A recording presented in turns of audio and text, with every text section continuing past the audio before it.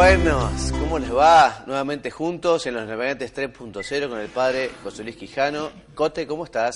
Hola, ¿cómo les va? ¿Qué tal? Aquí estamos en nuestro octavo programa ya.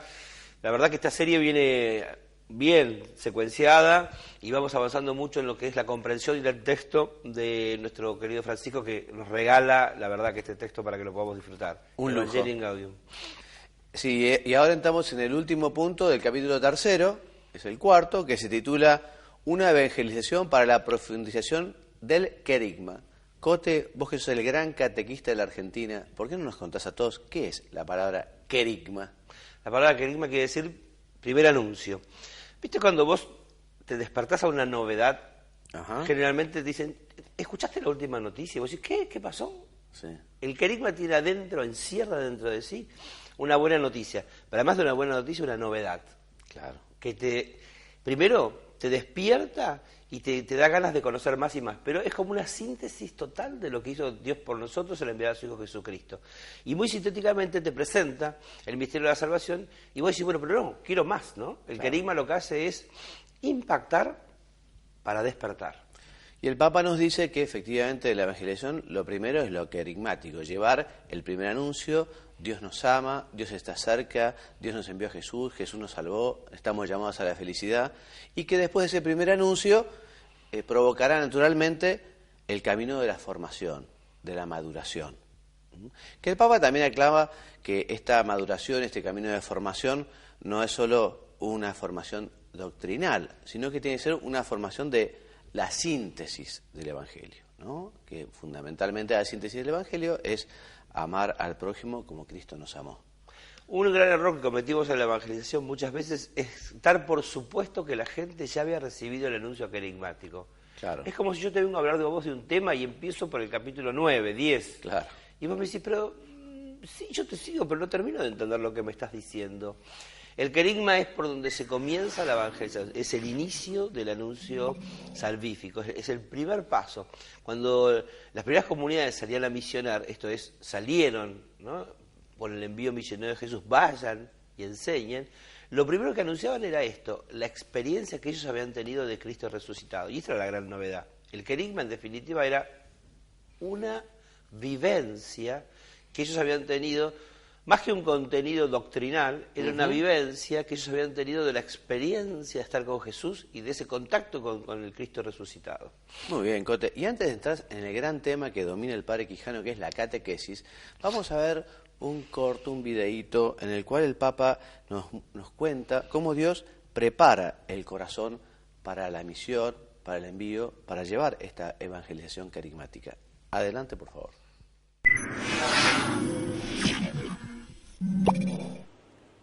En su homilía en Casa Santa Marta, el Papa Francisco explicó que Dios siempre prepara el corazón antes de confiar una misión.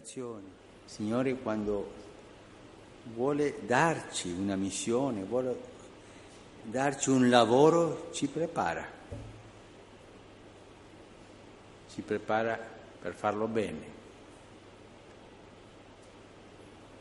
come ha preparato Elia. E il più importante di questo non è che lui abbia incontrato il Signore, no, questo sta bene.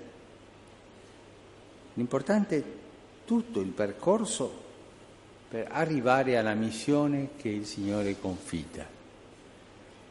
E questa è la differenza fra la missione apostolica che il Signore ci dà e un compito. Francisco añadió que para cumplir la misión, Dios prepara el alma y el corazón en la prueba, en la obediencia y en la perseverancia.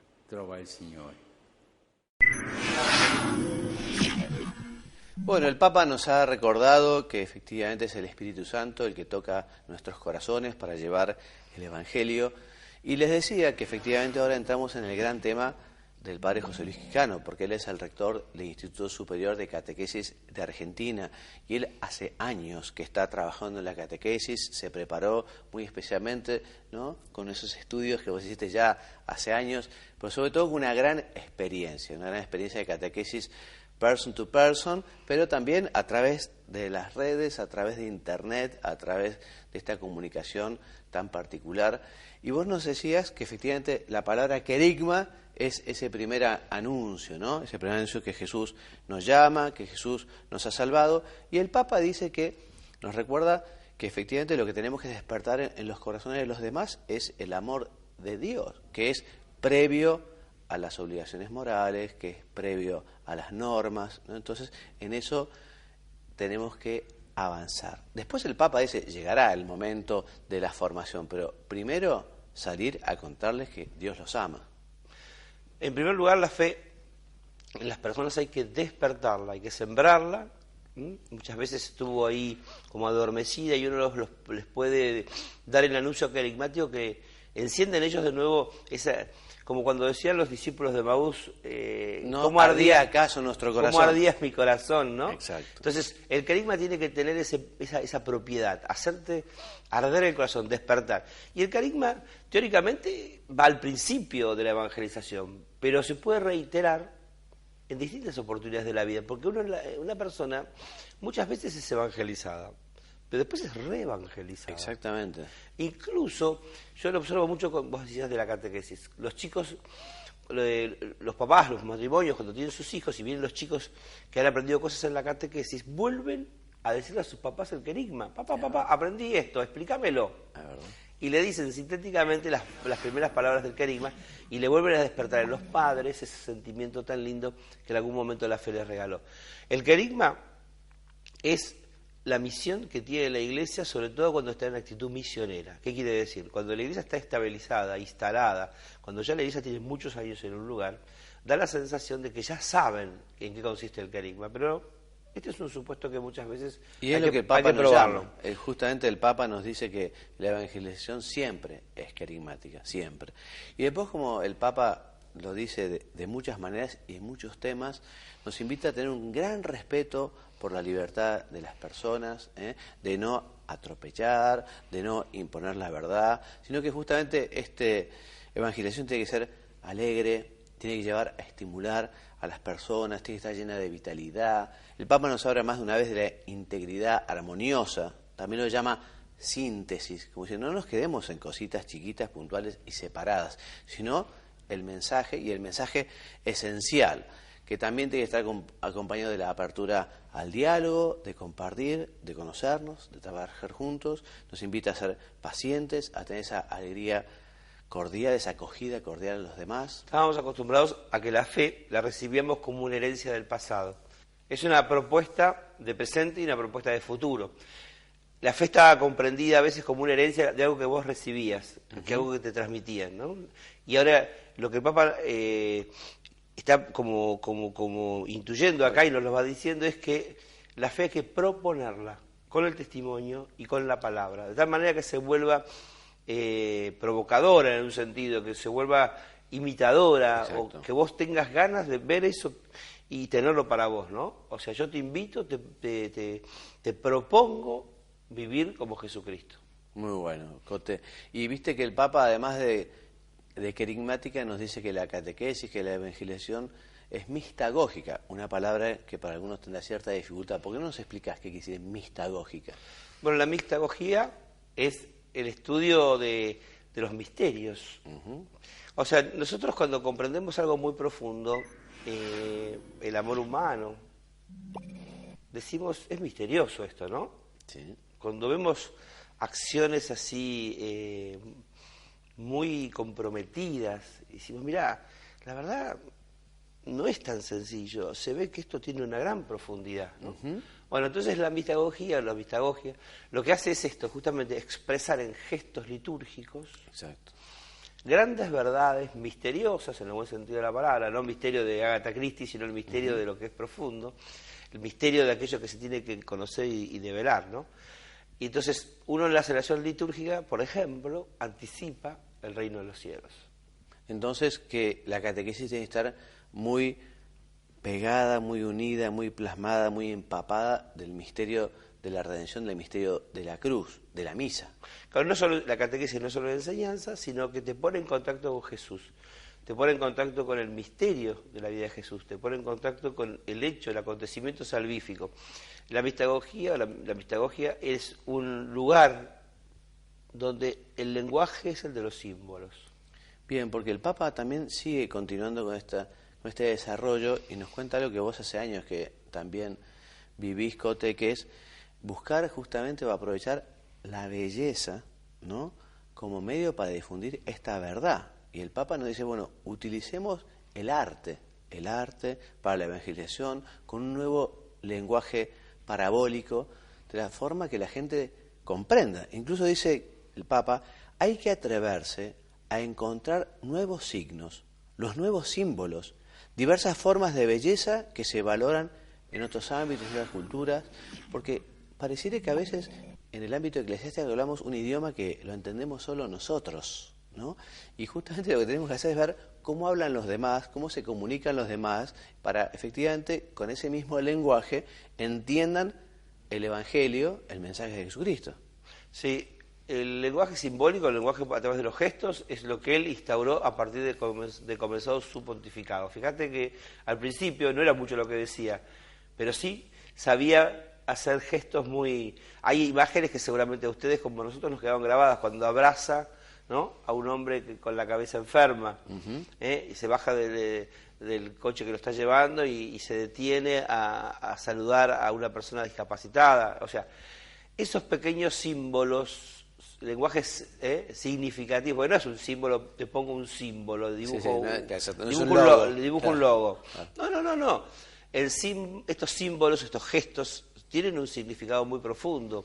Y además, aquí hay una cosa, ¿no?, que es también parte de la vida de la Iglesia, que es el sacramento, que son los sacramentos, donde el agua del bautismo, el pan de la Eucaristía, el signo no solamente es un símbolo, sino que es un signo que te une con la salvación, que te une con lo que significa. ¿Qué significa el pan? El alimento. ¿Qué significa la Eucaristía? El alimento espiritual. ¿Qué significa el agua del bautismo? El lavado, la purificación. ¿Qué significa haberse bautizado? Purificarse del mal. Entonces, no son menos símbolos. Podés decir, bueno, hablas como en parábolas, hablas con metáforas, hablas con... No. Hablo con unos signos. Por ejemplo, te voy a poner un ejemplo muy sencillo. Cuando una persona... Hoy, que estos días que uno quiere celebrar a veces una festividad, o algo y quiere saludar a alguien con alegría, le da un abrazo, le da un beso.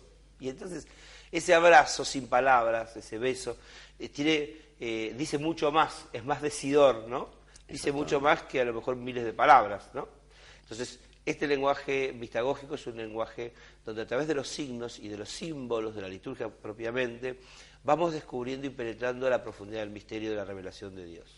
Sí, porque no en vano ya Juan Pablo II y el Papa Benedicto nos hablaba de la necesidad de un nuevo lenguaje, ¿no? Un nuevo lenguaje, una nueva pedagogía para que efectivamente pueda ser entendido, ¿no?, el Evangelio, porque si nosotros hablamos un idioma y la gente entiende otro idioma, es como la Torre de Babel, ¿no? Entonces nosotros tenemos que ser como el Espíritu Santo, ¿no?, que evidentemente iluminará a las personas, pero nosotros tenemos que hacer el esfuerzo por comunicar de manera que nos entiendan.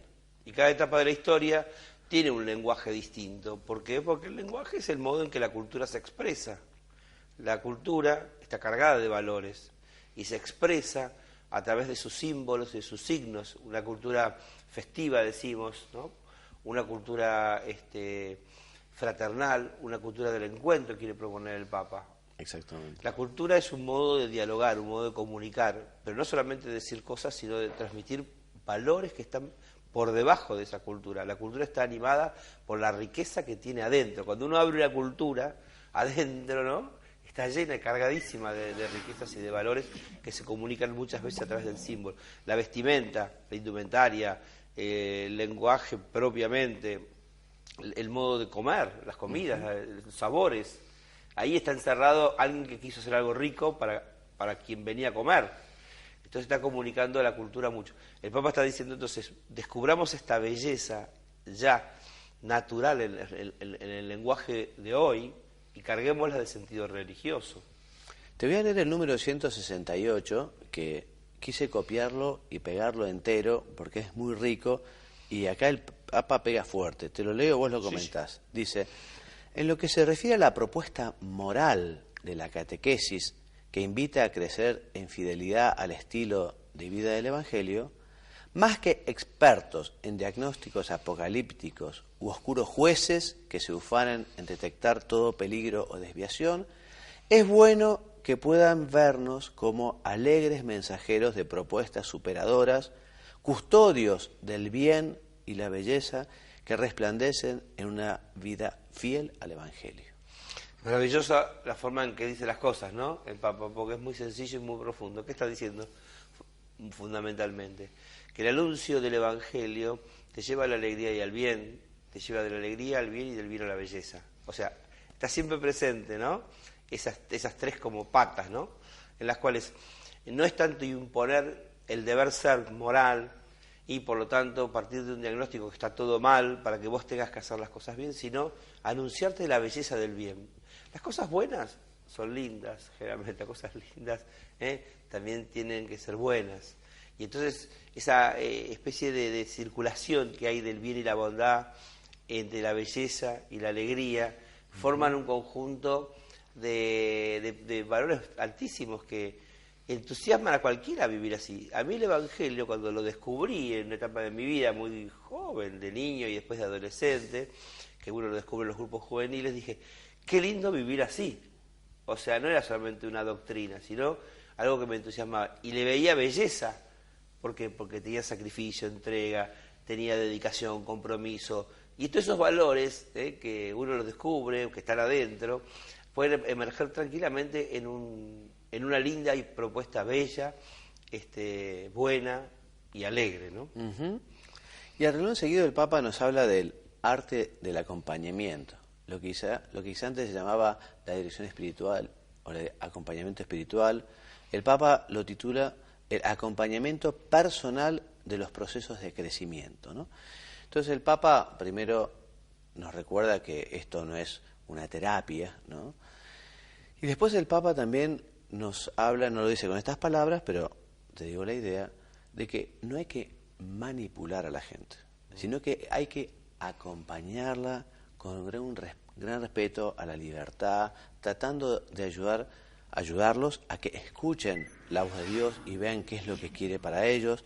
Por eso dice que en el arte de escuchar se exige la prudencia, la paciencia, la capacidad de comprensión, que hace falta una pedagogía que lleve a las personas paso a paso y así va aprendiendo, conociendo y asimilando el misterio.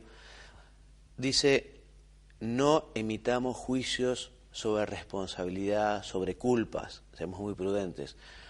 Tampoco consintamos fatalismos o dejemos llevarnos por la pusilanimidad, o sea, ánimo pequeño, ser pusilánimo.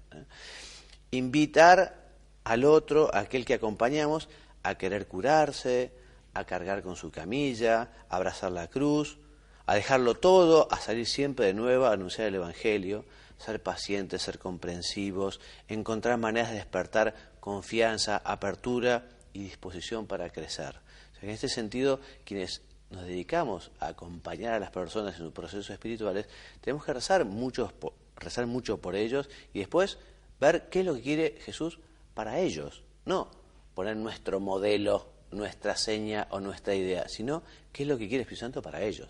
Mira, una figura que a mí me enseñó a entender y a comprender lo que significa el acompañamiento fue los dirigentes scout que yo tuve.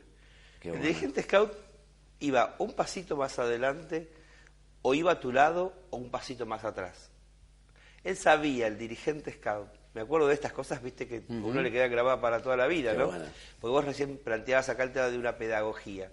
Una pedagogía antigua significa que el que tiene el saber está acá y los que no tienen el saber tienen que ir a donde está el saber. Una especie de autoridad, digamos, que domina el saber y los demás tienen que correr hacia ella.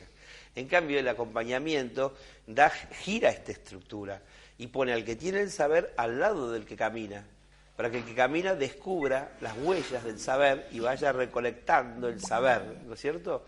Y entonces por eso va un pasito adelante a veces va a la misma altura y a veces va un pasito para atrás. Qué bueno. Si está adelante es porque le está diciendo, mirá, avanza más rápido. Si va al costado es como un compañero de ruta. Claro. Y si va atrás, lo empuja un poquito el dirigente al al scout en este caso, para que pueda tener una marcha sostenida.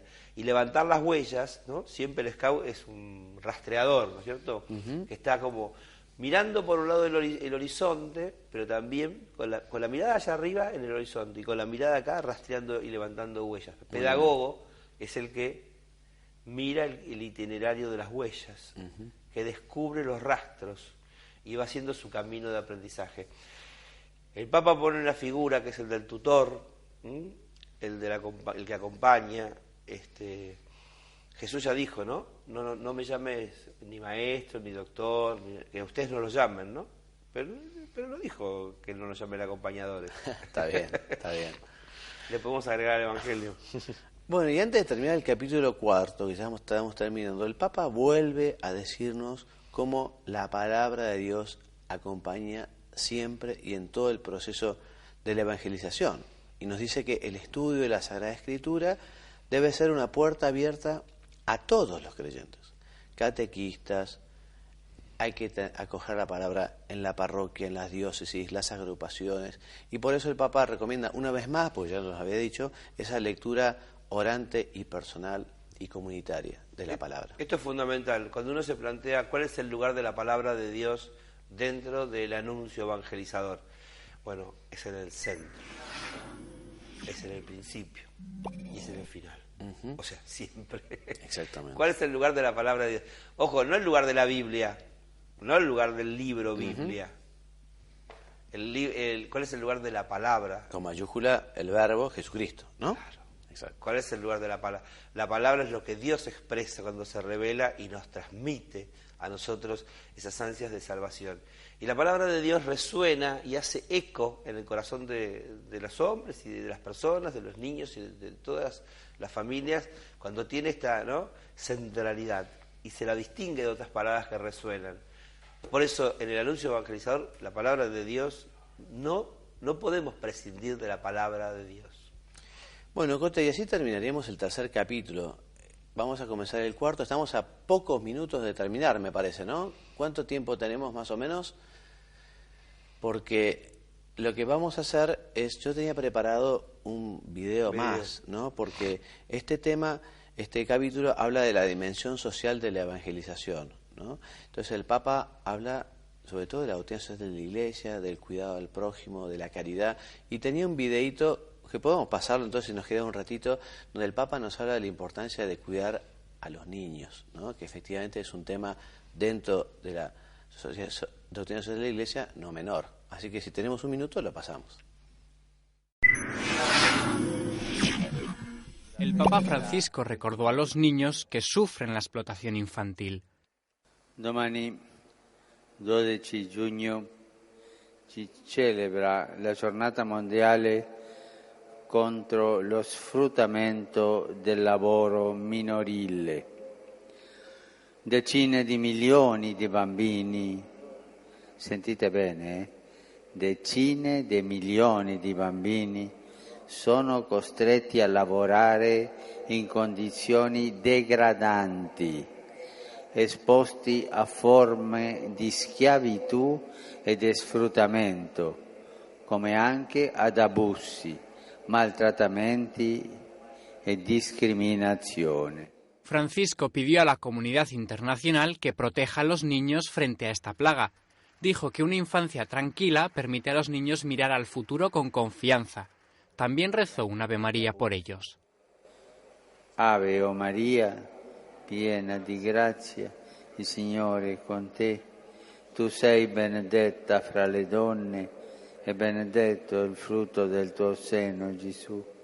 Santa Maria, Madre di Dio, prega per noi peccatori, adesso e nell'ora della nostra morte. Amén. Francisco llegó a la plaza de San Pedro media hora antes de lo previsto. Antes saludó a un numeroso grupo de enfermos que siguieron la audiencia Refugiados del Sol en el aula Pablo VI. Bueno, les decía, no nos queda mucho tiempo, pero por lo menos quiero contarles, hacerles una pequeña síntesis de cuál es el tema de este cuarto capítulo. El Papa, en el número 185, dice que son dos grandes cuestiones las que va a tratar en este capítulo. La primera es la inclusión social de los pobres. Y la segunda, la paz y el diálogo social. Pero lo trataremos la semana que viene y vamos a empezar por el principio de este capítulo 4. Ahora ya nos queda tiempo, vamos a aprovechar para despedirnos y le voy a pedir al Padre Quijano que haga unas últimas palabras y una despedida. Bueno, hoy le dedicamos bastante tiempo al desarrollo de lo que es la evangelización y el anuncio de la palabra, centrada en la palabra del Señor. Y nos vamos al próximo tema, que es el de la acción social concreta, porque también la palabra debe ir acompañada por la acción. Por las obras. Y las obras tienen que estar explicitadas en las palabras. Así que este buen binomio seguramente lo vamos a completar en el próximo encuentro. Hasta Gracias. luego.